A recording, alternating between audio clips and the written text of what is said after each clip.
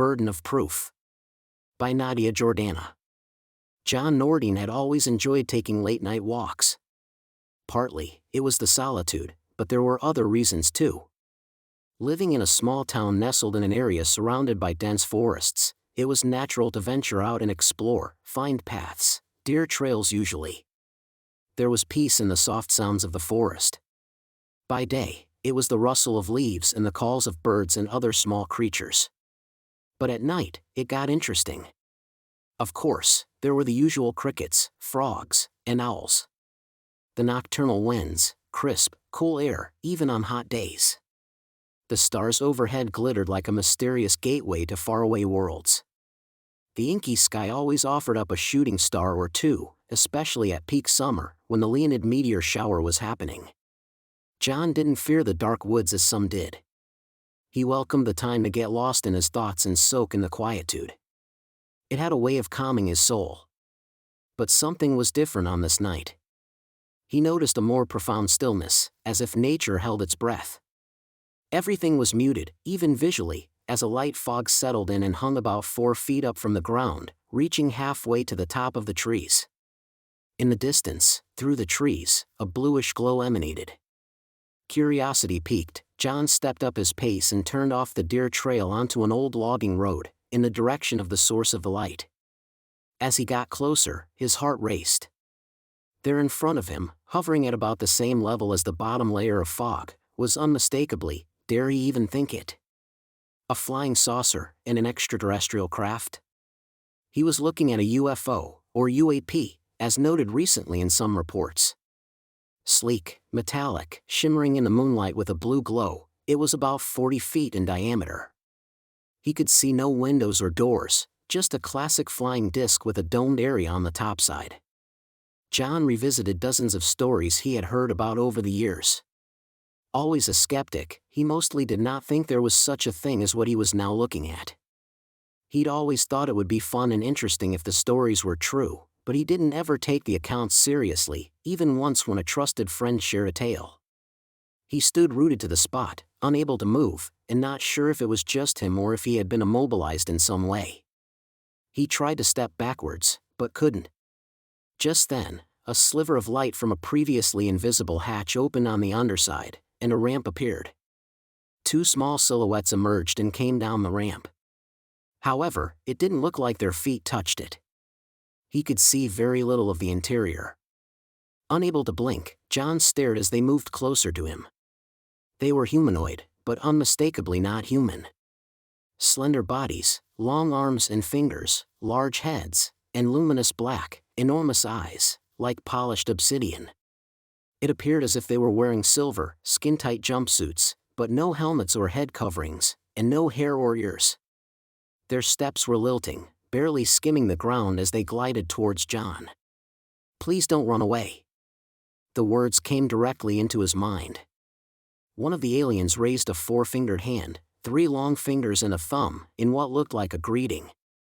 "We will not harm you," came the thought again inside John's head. "We explore and learn." John found his voice, though the words barely squeaked out. "Why me? Why here?"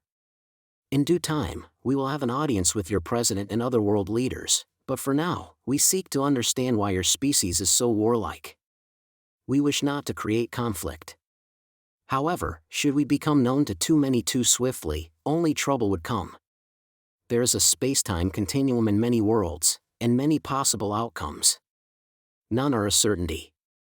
We hope to help your species avoid the destruction of itself, and planet Earth in this timeline we share with you. If you have your communication device as usual, please follow us inside." They indicated that John follow them into the craft. Oddly, he was more excited than afraid. He had already pulled out his cell phone and begun recording them, although it disappointed him that they did not speak audibly. He followed them into the craft, ducking to enter the diminutive doorway. Once inside, the dimensions seemed much larger than the exterior would indicate. The floors were transparent, revealing mysterious mechanisms below, obviously the workings of the ship. John shot video of everything he could. There were numerous other beings on the periphery of his experience, but none came near enough for John to get a good look at them. However, they seemed similar to the two who had introduced themselves. "Please come with your device and see what we want to show you."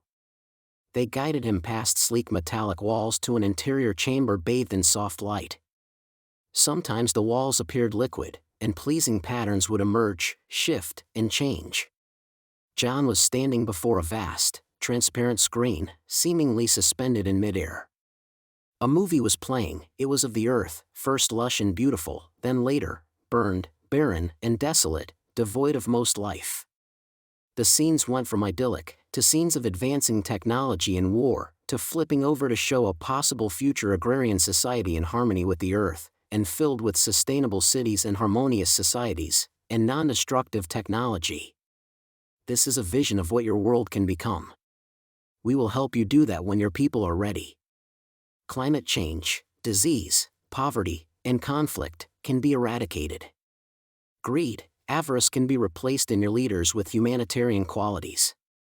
John saw devices that could desalinate and purify water, clean energy sources free to everyone, cures for diseases, and government systems that promoted peace and equality. "Your species is approaching a crossroads and soon, a point of no return." John felt a deep sense of responsibility, and the moment's weight was overwhelming. "I will do my best," said John, "but please come back and guide me. We will be around to help you and thousands like you." And with that, they escorted John back to the hatch and down into the clearing. The ramp retracted, and the hatch closed behind them.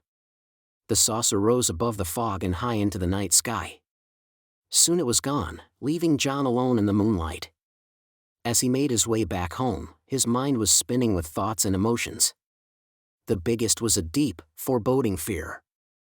Oh, not of the aliens, not at all. His fear came from what he knew was true of human beings and their nature. While on the one hand, he was aware that nearly 50% of people, at least in the USA, believed in the possibility of non-human intelligences, he was also aware of the field day the debunkers and skeptics would have once he revealed his video proof. John pulled out his cell phone back at home, eagerly examining his video clips. "This is great," he exclaimed as he flipped through the footage. "No one can deny this. It's clear as day." Excitedly, he pulled the clips into a video editing program to remove excess footage at the beginning and ends of his clips. He already had a personal YouTube channel he used for his videos, which he shared on social media. Still, he was by no means any kind of content creator or influencer, at least not when compared to the heavy hitters he followed. He shot a selfie clip explaining his material, added it to the beginning of the compilation of shots he had just put together, and posted it. Then he waited excitedly. Maybe it will go viral, or maybe someone important will take it seriously. The video got a modest bit of traction, in the hundreds of views the first day. John was happy that some people were finding it. By the third day, some viewers were sharing and commenting. Comments ranged from excited and encouraging to disparaging, with a good number of fake, or AI. Not real, in the mix as he expected. But what John didn't expect, as his numbers grew, and his video made the rounds in the UFO/UAP community, was to be visited personally. First by MUFON, then Newfork, and others. They sent field agents to interview him. Unprepared as he was for the podcast circuit, John muddled through a dozen or more interviews where he recounted his personal experience, and in some circles, he was well received. One host asked him, "What one thing about your story sets it apart from the hundreds and perhaps thousands of similar accounts we've all heard?" "The video," John replied. "It's the video. So many people share poor quality video clips, or worse, say they did capture visual proof, only to have it be unsalvageable after the incident. I'm showing the world the craft and the beings. I'm sorry I can only verbally relay our telepathic conversations, but that's what happened." All of these events were fine and not overly distressing to John. But what came next threw him off balance as he struggled to make sense of the players in this surreal series of happenings. One evening, John heard a determined knock at his front door. He rose to answer it with a sense of foreboding, walked over, and peered out through the side curtain. 3 men were on the stoop. Tallish, unsmiling, and stiff, John didn't feel comfortable with their demeanor. But he opened the door anyway and asked them what they wanted. To him, they appeared vaguely to be government men trying too hard to look like the Blues Brothers. He felt it best to cooperate with their no-nonsense agenda. "We want to ask you a few questions about the stories you are telling about your recent supposed encounter with extraterrestrials." "Well, I've never called them that," John replied. "They didn't say where they were from." "Do you know something to help me understand who they were?" The men ignored John's question and continued.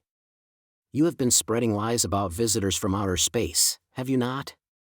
"Like I said, I don't know where they were from, and they weren't lies. Everything I've told people actually happened. I'm still trying to understand it all." "You have been sharing videos and photos, may we see them?" John took them over to his desktop computer, where he stored his clips, and pulled up the first one and played it. They watched, speaking amongst themselves with a mixture of what appeared to be a form of sign language, nods, grunts, interspersed with an occasional spoken word in a language he could not identify. They watched deeply interested, viewing all of John's clips, some of them twice. When finished, they all three simultaneously spoke to John, saying he had been down with a fever and delirious. "You have had some unfortunate hallucinations," they went on to say, one of them with his cool hand on John's forehead. John woke up 2 days later in bed, feeling feverish and disoriented. Were those visitors real? Was any of it? Have I been sick? Where are my videos? My proof? Am I crazy? He checked his laptop and found nothing to explain what had happened. "I still have my phone." But alas, it had been wiped clean also. He checked YouTube and other outlets where he had shared. Still there. He thought, great. But his enthusiasm was short-lived.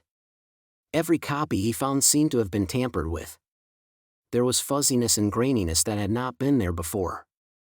There were no remaining images of the beings showing him around the craft.